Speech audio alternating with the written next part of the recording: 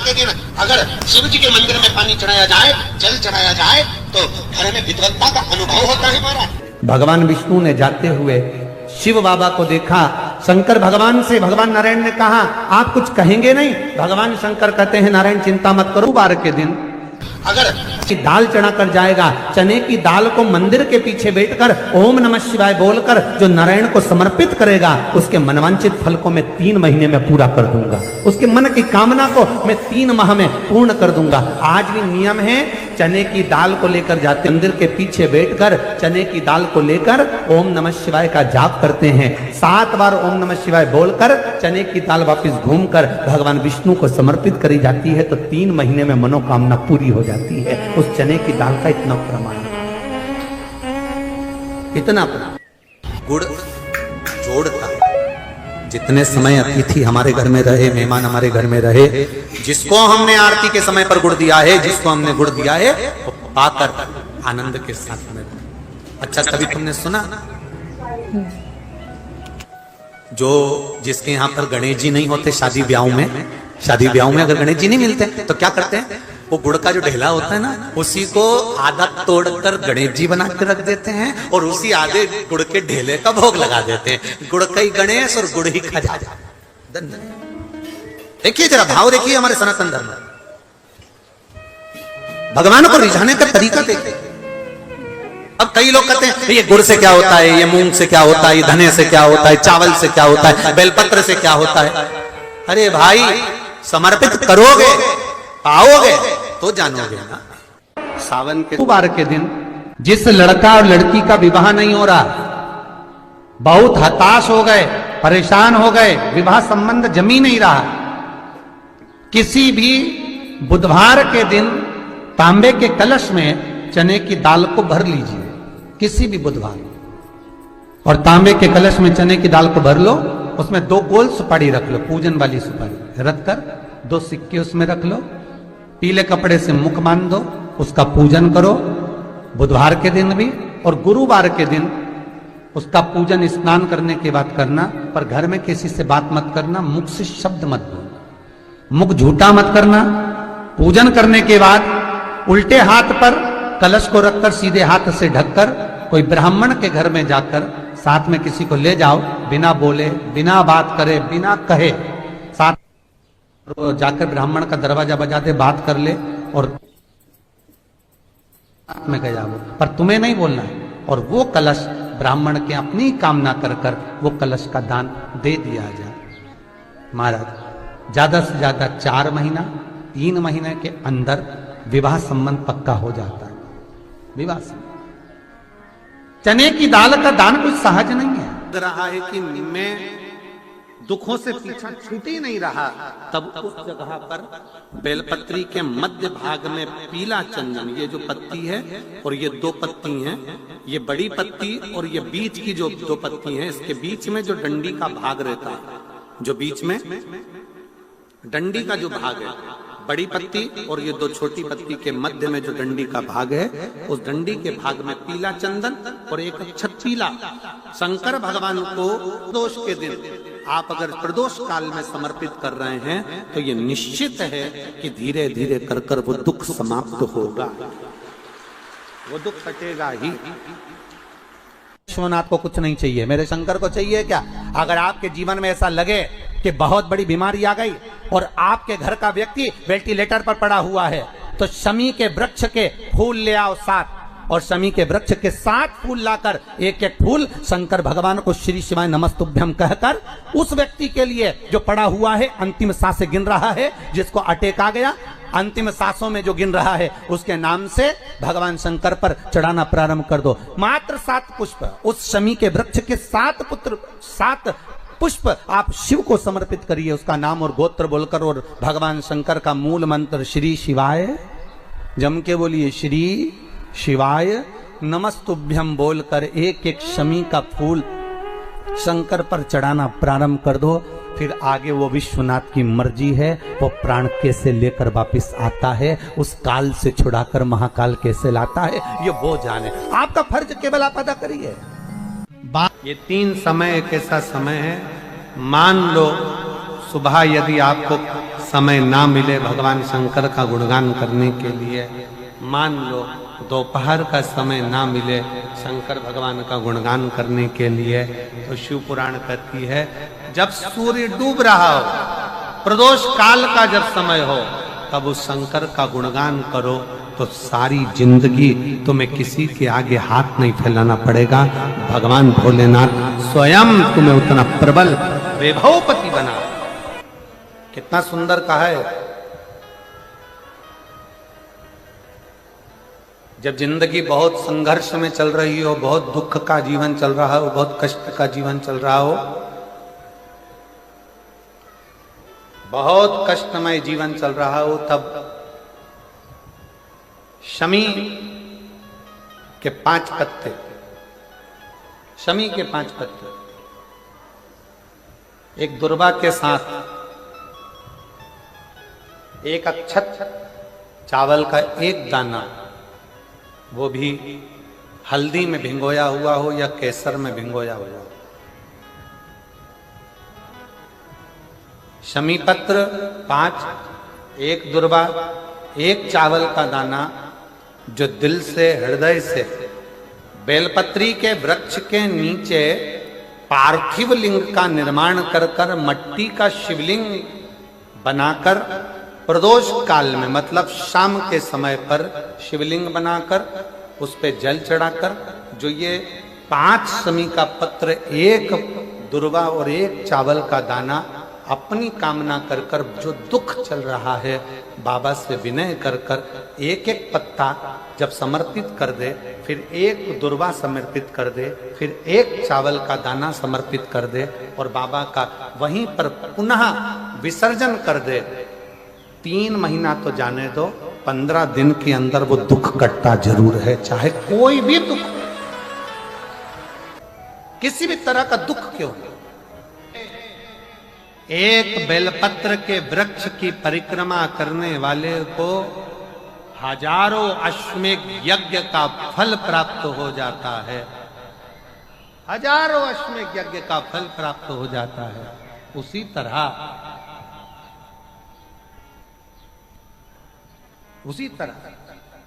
एक पार्थिव लिंग का निर्माण करने वाले को, मिट्टी का शिवलिंग का निर्माण कर कर पूजन करने वालों को 12 ज्योतिर्लिंग के शिवलिंग के दर्शन का पुण्य फल प्राप्त। जब श्री बद्रीनाथ भगवान विश्राम करते हैं, पट जब बंद होते हैं, तो मेरे नारायण के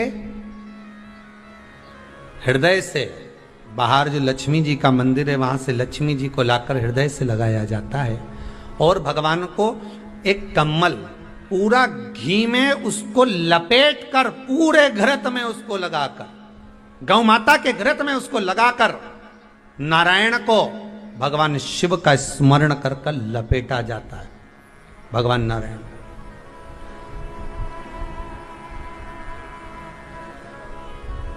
बद्रीनाथ बाबा के मंदिर में दिया घी से भर दिया जाता है, ताले लगा दिए जाते हैं, सब नीचे आ जाते हैं। जब अक्षय तृतीया के समय पर पट खोलते हैं, बाबा का कम्मल घृत से जुड़ा हुआ वैसा कि वैसे ही घृत भरा हुआ, घृत में स्थिरता है, घर में घृत के अंदर लक्ष्मी का भाव आ जाता है। हमारे यहाँ हिंदू धर्म में बहुत सुंदर बात कही जाती थी पहले, आजकल जमाने में कहते कि नहीं कहते मालूम नहीं, पर मारवाड़ के अंदर एक रीति थी, घर के अंदर रसोई घर में एक इतनी बड़ी कुल्हड़ होती थी जिसमें घी भरा होता था, छोटी सी चम्मच होती थी, उसमें पूरे घर का घी खाली हो जाए और उस कुल्हड़ का घी खाली नहीं होना चाहिए।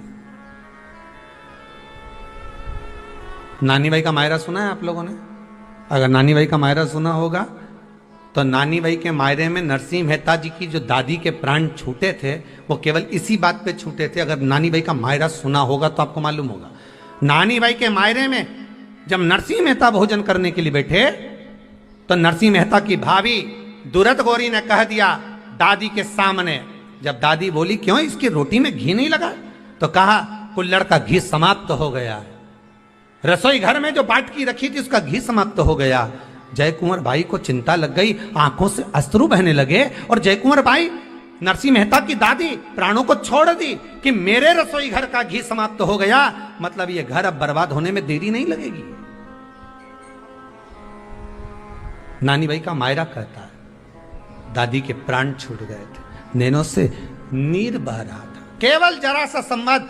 शास्त्र कहता है घर के रसोई घर में जिस बाटकी से आप रोटी पर घी लगाते हो उसकी बाटकी में भले आधा चम्मच घी पड़ा पर पड़े रहना चाहिए। क्यों? वो लक्ष्मी को घटने नहीं देता। जिस दिन बाटकी मंज जाए, साफ हो जाए, उसी दिन उसको धोकर पोंछ कर वापस भर देना चाहिए। अगर बाटकी गंदी हो गई तो आप धो पोछो, मना नहीं है, पर उसको धोने पोछने से पहले एक कटोरी में घी भर दो, चम्मच रख दो। पर रसोई घर में बाटकी में घी होना चाहिए और उसमें आप डालते रहो और लगाते रहो, रोटी में चलेगा, पर बाटकी का घी समाप्त नहीं होना चाहिए, कुल्हड़ का घी समाप्त नहीं होना चाहिए। वो बरकत है, वो भंडार है, वो संपदा है हमारी। घृत वैभव देता है, घृत वैभव प्रदान कर।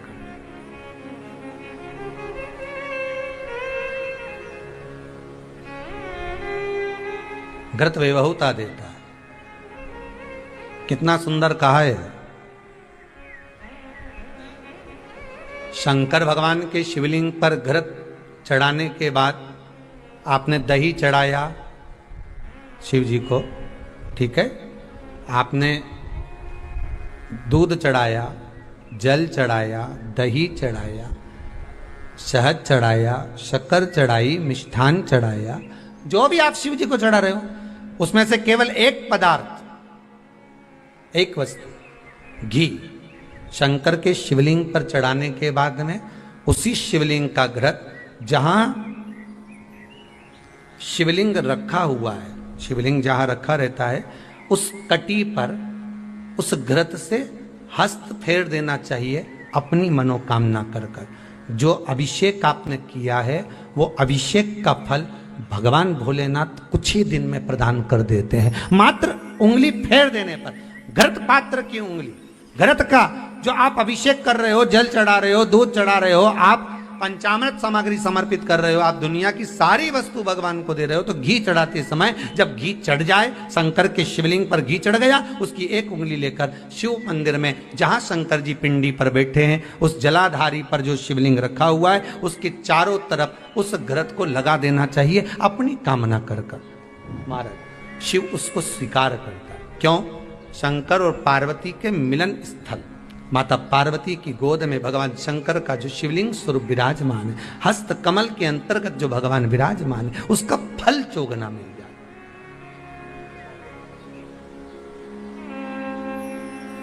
शक्तिपीठ नाम सुना है? अरे बोलो तो, जितने लोग कथा सुन रहे, शक्तिपीठ नाम सुना है? शक्तिपीठ का मतलब क्या होता है?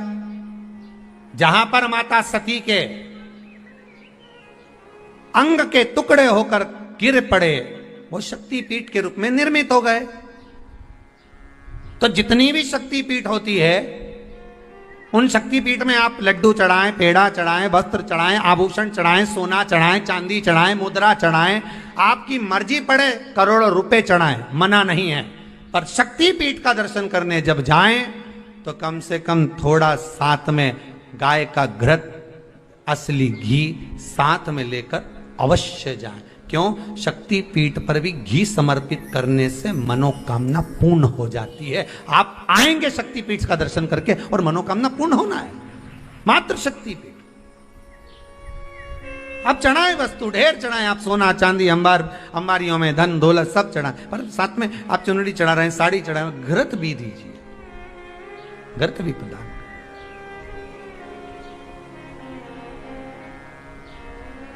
घृत का दान मूल है। धर्म पत्नी से संतान नहीं, औलाद नहीं, बड़े दुखी है, बड़े दुखी।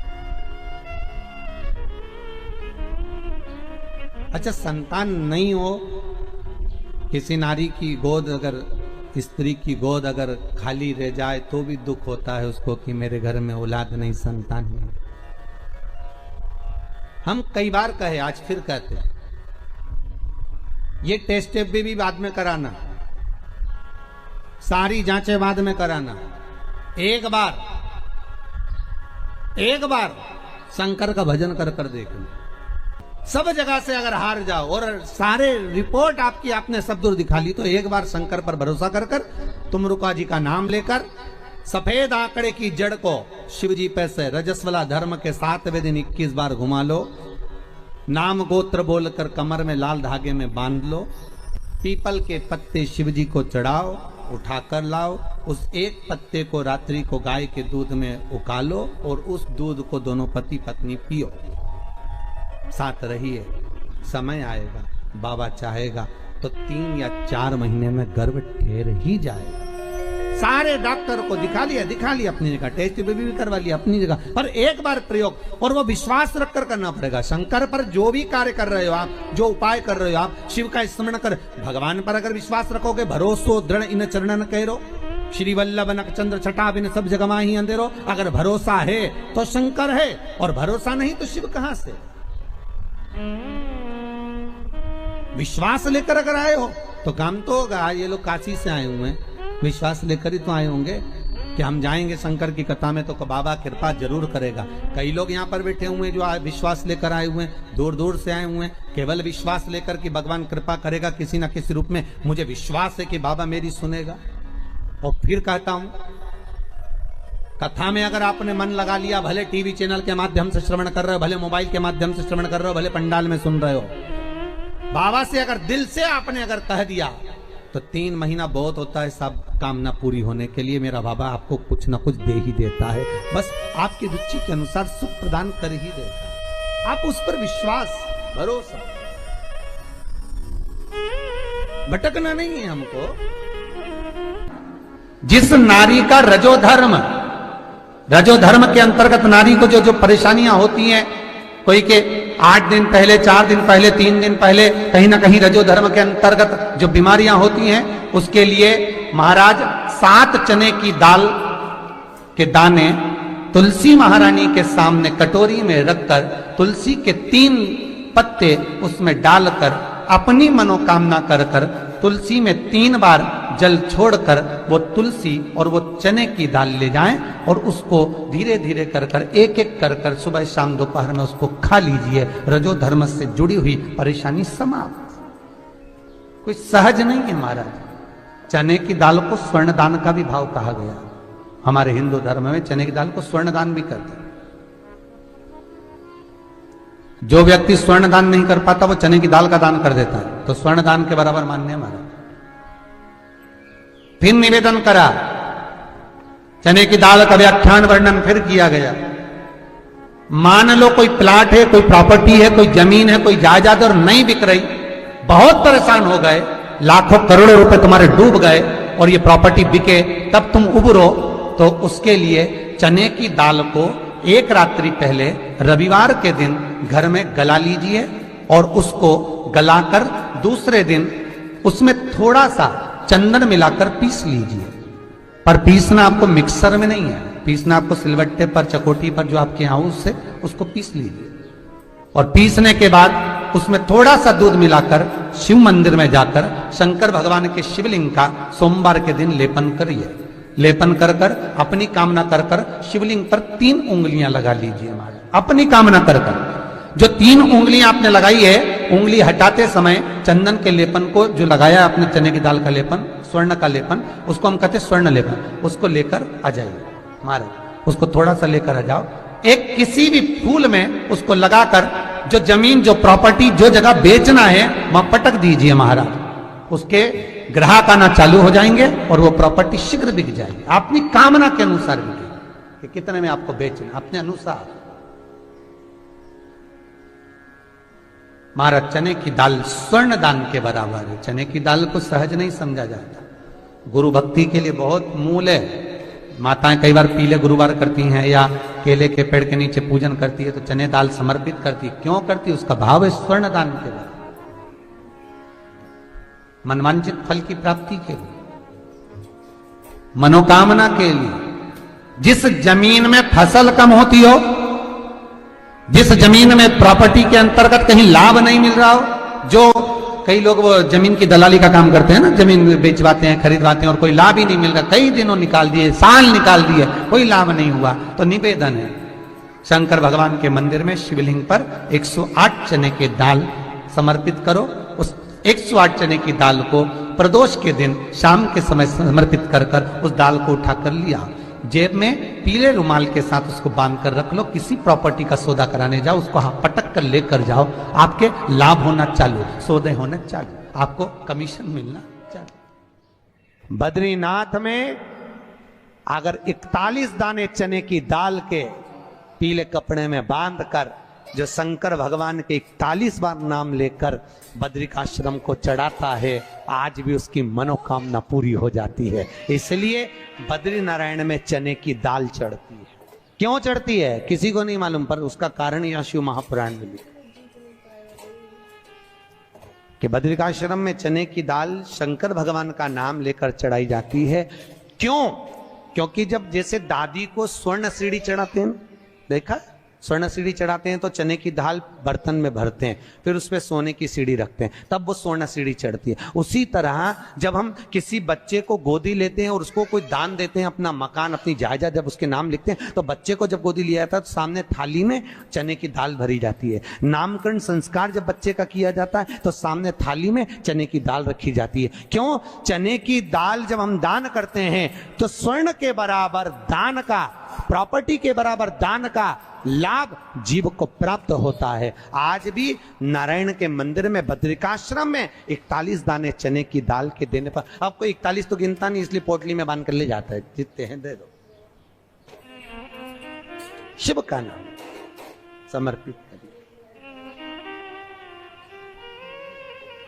हर हर भगवान शिव का नाम लेकर बद्रिकाश्रम में चने की दाल का दान। अच्छा, इसलिए केदारनाथ में जपा जाता है नारायण नारायण और बद्रिकाश्रम में जपा जाता है ओम नमः शिवाय। दोनों जगह विपरीत दशा है। केदारनाथ जी में क्या जपना चाहिए? श्रीमन नारायण ओम नमो भगवते वासुदेवाय श्री कृष्ण शरणम मम। ऐसे केदारनाथ जी में बैठकर भगवान का नाम का जाप करना चाहिए। और बद्रिकाश्रम में जब भी जाओ तो मुख से ओम नमः शिवाय, ओम नमः शिवाय। जैसे व्यक्ति का कोई काम नहीं हो रहा हो, बहुत दिन से लगे, बहुत समय से लगे, ये काम हो ही नहीं रहा, तो शंकर जी का नाम को उल्टा कर कर जपना चालू कर दो। नमः शिवाय ओम। सीधा नाम क्या है? ओम नमः शिवाय, शिवाय नमः ओम।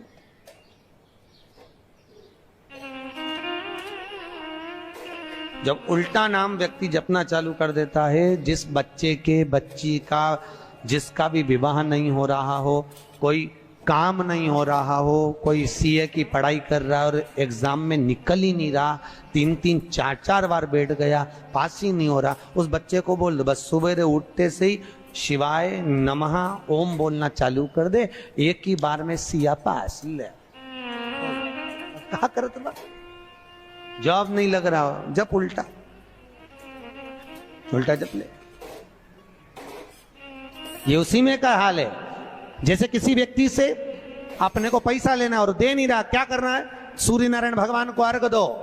तो 21 दाने लाल मिर्ची के जो दाने होते हैं, देखें लाल मिर्ची के अंदर दाने होते हैं, उसके 21 दाने निकालकर पानी में डाल दो और पानी में डालकर उसी जल से सूर्य को अर्घ दे दो।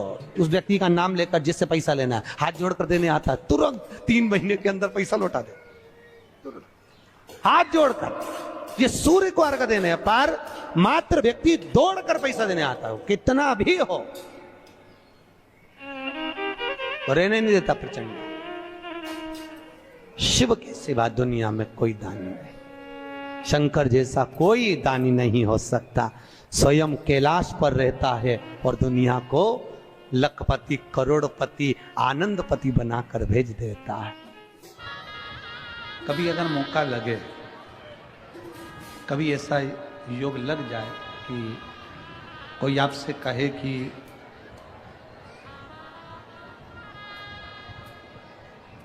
आपके शरीर में बहुत भारी कोई रोग हो गया और बहुत बड़ा रोग है, बहुत रोग, और शरीर में बहुत बड़ा रोग हो गया हो और वो रोग समाप्त नहीं हो रहा, वो रोग समाप्ति की ओर जा ही नहीं रहा, रोग समाप्त हो ही नहीं रहा। तो एकांक्षी नारियल लीजिए, श्रीफल, नारियल देखा है सब लोगों ने? श्रीफल जो होता है, नारियल जो होता है, एकांक्षी नारियल। एकांक्षी नारियल से मतलब है कि नारियल में जो जटा